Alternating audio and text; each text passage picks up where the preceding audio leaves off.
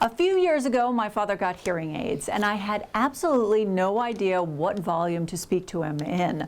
And oftentimes, when I speak to him, I'm actually speaking too loud. And we're going to understand today what that's all about. And I'm here with audiologist Dr. Gnewikow.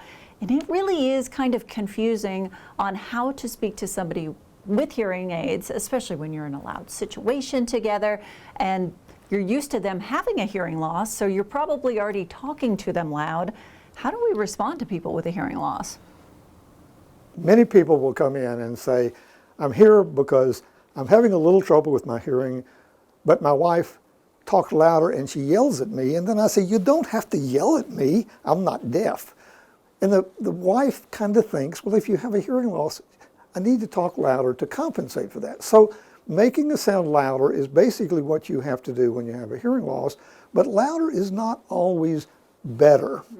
If you ever fooled with stereos and maybe you had an old stereo in the attic and you got it out after 20 years and you started playing some of your music on it and you had a bad speaker and it was rattling a little and you said, well, I'm going to turn that up. Well, turning it up makes it worse because the distortion is more significant. Turning it down actually makes it a little clearer.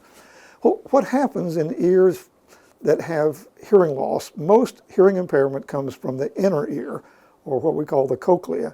And there are little nerve endings in the cochlea called hair cells, and there are thousands of these things. And the way it works is when vibration comes in, the little hair cells begin to jiggle, and they send electrical impulses to the brain, and that's the way we hear. But sometimes when some of those are out, they borrow power from other cells around them. It's called recruitment. Now we know what recruitment means. Recruitment means when you get some more soldiers to help you out.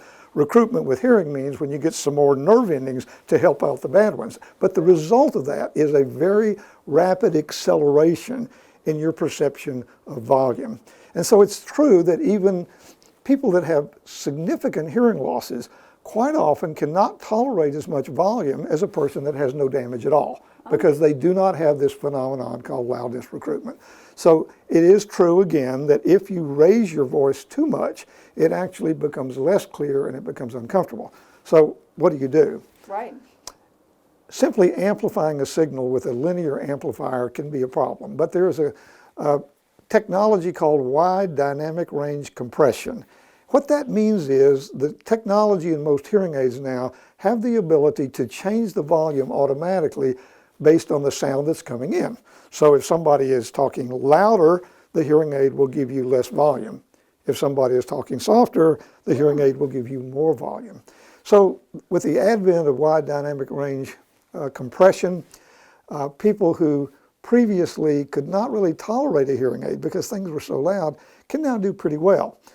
Most hearing aids are fit on a trial basis so that the patient can actually wear them a while under the supervision of their audiologist. And during that time, if they get good feedback, then the audiologist knows how to set the wide range dynamic compression and allow for certain sounds that are bothering the patient to be dramatically reduced in those situations. So if you have a problem with that, ask your audiologist to make adjustments on the compression system in your hearing aid, and in most instances, the issue with loud noise will not be a problem. For the wives and husbands speaking to the hearing impaired spouse, the main things you can do is talk at a normal level, which was your original question, talk a little bit slower, and in most cases, the hearing aid will do the rest. And to find out more, Audiology Hearing Aid Associates can help. In Lynchburg, they're located on Langhorne Road, and you can reach them at 434-528-4245. In Danville, they're on Main Street, and the number there is 434-799-6288. You can also learn more online at digitalhearingforyou.com.